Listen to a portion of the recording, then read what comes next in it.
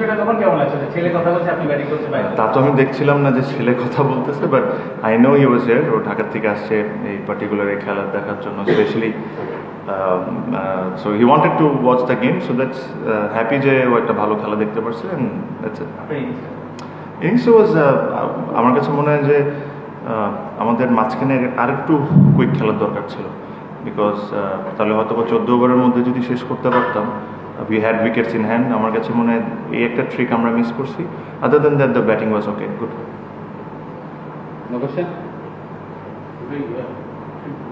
শুরু আগে বলছিলেন যে যখন ফরেনাররা আসা যাওয়া করবে তখন আসলে মেইন চ্যালেঞ্জটা থাকবে, বাট আপনাদের বাঞ্চ অফ প্লেয়ার্স আছে, এদিকে আপনাদের চ্যালেঞ্জটা একটু কম। না ভাইয়া, আসলে এখনও মানে বলাটা খুব ডিফিকাল্ট। অলমোস্ট 6 ম্যাচ হয়ে গেছে, যে রাইট কম্বিনেশনটা কি। প্রবাবলি সামনের ম্যাচগুলোও দেখবেন যে কিছু কিছু চেঞ্জেস হবে। It's very important for a team to find the right combination, যত তাড়াতাড়ি সম্ভব হয়।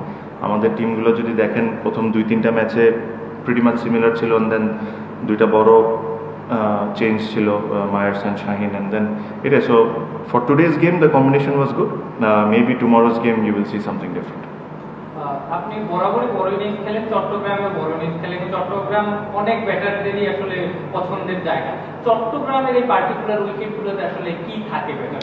না, উইকেটস হ্যাভ মানে উইকেট জেনারেলি এই টুর্নামেন্টে হ্যাজ বিন ভেরি গুড। আপনি যদি মিরপুরের কথা চিন্তা করেন, plus Sylhet was amazing, and then Chittagong was good. The good thing was the boundary was good. The boundary size was good. This is how it should be. কারণ আজকে দেখছেন যে অনেকগুলো ক্যাচ হয়েছে বাউন্ডারিতে। সো এই জিনিসটা থাকা উচিত, আর আমার কাছে মনে হয় this is the right size. এই সাইজে খেলা উচিত রাদার দেন 52-53 মিটার্স। হ্যাঁ, প্রচুর সাপোর্টার আসলে সাপোর্ট করছিল দেখছিলাম, যদিও বরিশালের খেলা মানে চট্টগ্রামের খেলাটা তারপরও সাপোর্ট ছিল লোকাল ক্রাউডদের দিকে। আসলে আমরা অসম্ভব লাকি যে ফ্র্যাঞ্চাইজির জন্য আমরা খেলি। আমরা আসলে যেখানেই যাই না কেন, চিটাগং, ঢাকা, সিলেট, আমরা সবসময় একটা ভালো ক্রাউড পুল করি। আপনি যদি দেখেন এখন পর্যন্ত 6টা ম্যাচে প্রত্যেকটা ম্যাচেই কিন্তু আমাদের ক্রাউড আসছে। So it's a fantastic thing. আসলে আমি সবসময় বলি যে বিপিএলকে গ্রো করার জন্য এই জিনিসগুলো হলো ইম্পর্টেন্ট, যে একটা ফ্র্যাঞ্চাইজির ফ্যান বেস থাকবে, আরেকটা ফ্র্যাঞ্চাইজির আরেক ধরনের ফ্যান বেস থাকবে। সো এই কারণে ওই যেরকম আইপিএলে যে একটা কথা হয় না, যে একটাই প্লেয়ার দেখতেছেন একটা ফ্র্যাঞ্চাইজি 10টা বছর খেলতেছে, সো ওদের নিজেদের একটা ফ্যান বেস হয়ে যায়।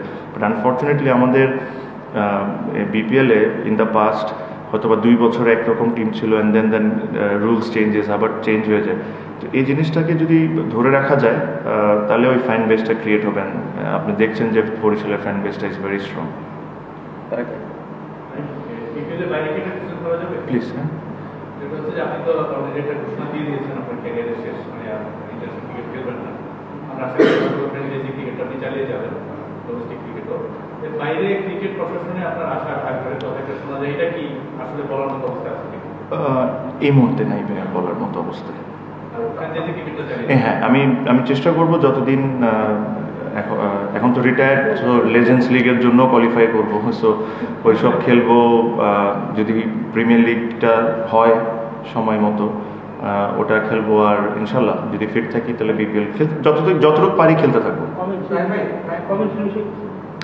বললাম খেলতে থাকবো ভাই, এখন মানে আমার ফোকাসটা খেলা নিয়ে, because there are couple of tournaments, so ওটা নিয়ে আর কি। যেহেতু মাঝখানে ঘটেছে, আপনার মধ্যেও কাজ করেছে, আপনি টুইট করেছেন শুধুমাত্র চ্যাম্পিয়ন্স ট্রফি না, যে ন্যাশনাল ক্রিকেট টুইট করেছেন, তাতে মানে কি কাজ করেছেন যে আপনি খেলবেন না? This is not the place to talk.